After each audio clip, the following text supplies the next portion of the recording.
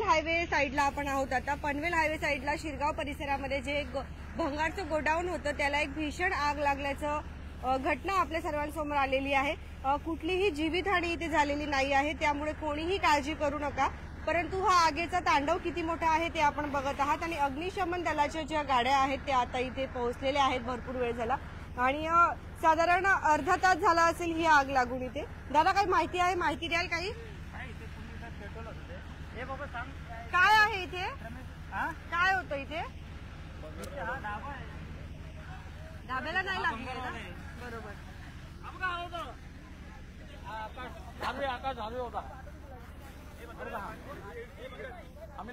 दादा काय माहिती द्याल? आम्ही या ठिकाणी नेहमीप्रमाणे जागेवरती आलो होतो आपल्या बघायला, कारण की इथे गोदाम आहेत आपले, ढाबा आणि मंदिरचं काम पण चालू आहे. त्यानिमित्त आम्ही इथे आलो.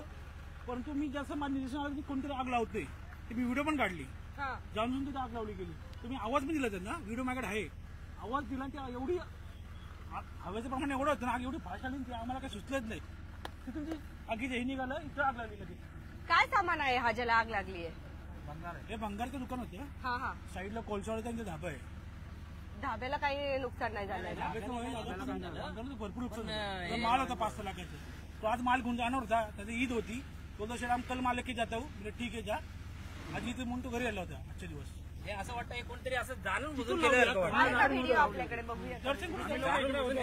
तिथे कोणतरी होते, पण ते पळाले, घाबरून पळाले. यांनी आवाज पण दिला त्याला. लांबून तर दिसले ना मला. कोणतरी होते, त्याने आवाज पण दिला. तिथे बंगला आहे खाली, त्यांचा फार्म हाऊस आहे. त्या फार्म हाऊस वरून आग आली तिकडनं. मी आवाज दिला त्यांना बघा, इथं माणसं बघा साईडला, त्यांना आवाज दिला मी.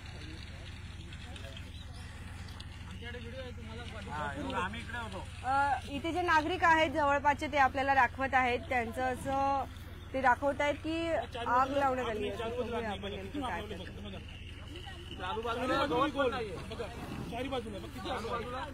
बाजूला गवत पण नाही.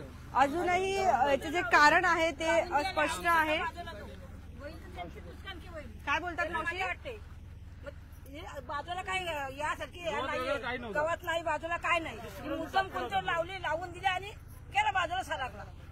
मग तो आता बाजूला फायदा असेल ना त्याच्यात. आजूबाजूला वस्ती आहे का दादा? आजूबाजूला वस्ती आहे. तिथूनच आग आली. तिथे 2-3 माणसं तिथे बाजूला सरकली. आग आली गावातली पोरं ते माझ्याकडे धावत आल्यावर बोलतो दादा आग लागली. मी बघायला आलो, तुम्ही तिथून आग लावली. आता तो काय एवढंसं पाण्यानं नाही ना अजून ती आग. एक समोर 2 गाड्या आल्या, पण तिकडून लागल्या, तुम्ही बघू शकता. काय पण भंगारचं दुकान आहे, त्यांना माहिती आहे का? आम्हाला सांगा ना, हा एकटा होता आम्ही इकडे. झाला असतो. आम्हाला सांगायचं, आम्ही कोणतरी 10,000 राहिला असतो. आमची पोरा कोणतरी राहिला असतो पोरामध्ये. दुकानमध्ये रद्दी होता आणि मेटल आणि भंगार होता, प्लास्टिक वगैरह ये सब था. सगळं जळून हे झालंय का? जिसने भी किया मैं छोड़ूंगा नहीं. वो कितना भी बाप का बड़ा रहेगा, कोई भी रहे, मैं छोड़ने वाला नहीं हूँ. तर भीषण आग दिसते आपल्याला. आपण एकदा आग बघूया. आगीवरती नियंत्रण आणण्याचं काम अजूनही सुरू आहे. आपले अग्निशमन दलाचे जे अधिकारी आहेत ते इथे पोहोचलेले आहेत आणि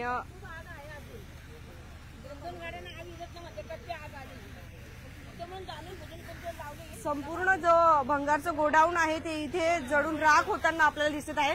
एकही सामान इथे आपल्याला शिल्लक दिसत नाहीये. जे आपल्या जे तेलाच्या कॅनी वगैरे असतात त्या दिसत आहेत हे आपल्याला.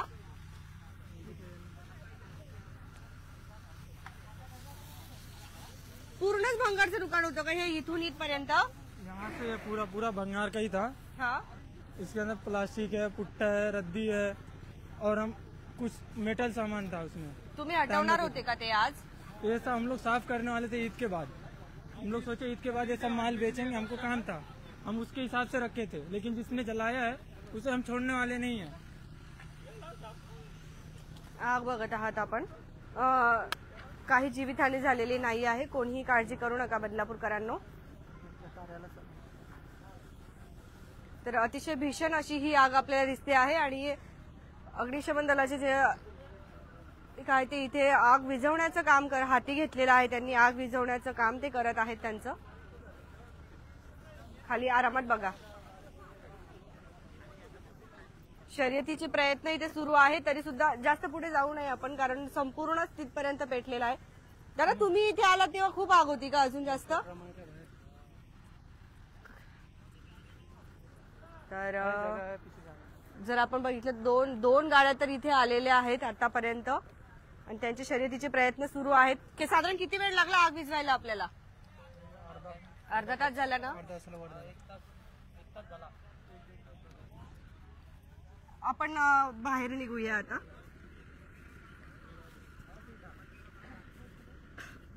यांच्यासाठी सुद्धा खूप कठीण आहे ही परिस्थिती, कारण अक्षरशः तोंडामध्ये सुद्धा पूर्ण धूर जातो आहे.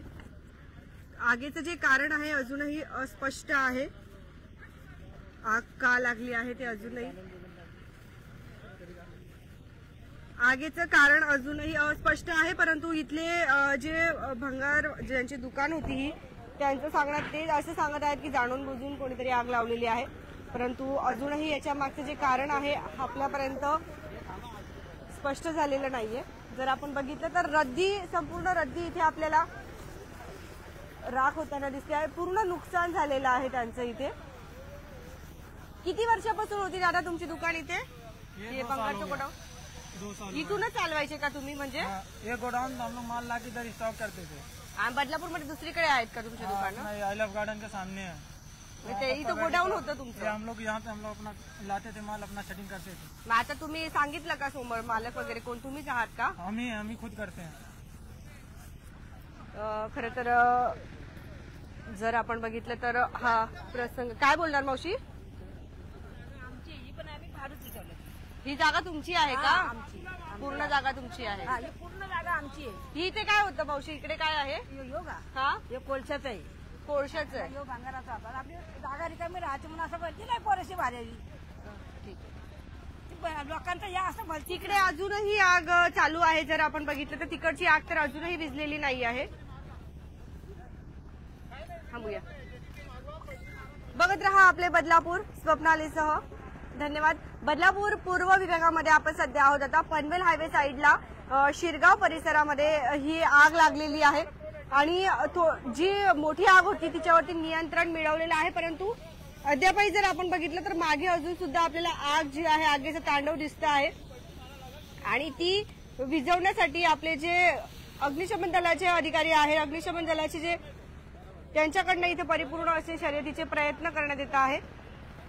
तर थांबूया इथे. तुमच्या काही प्रतिक्रिया असतील तर ते सुद्धा नक्कीच द्या. धन्यवाद.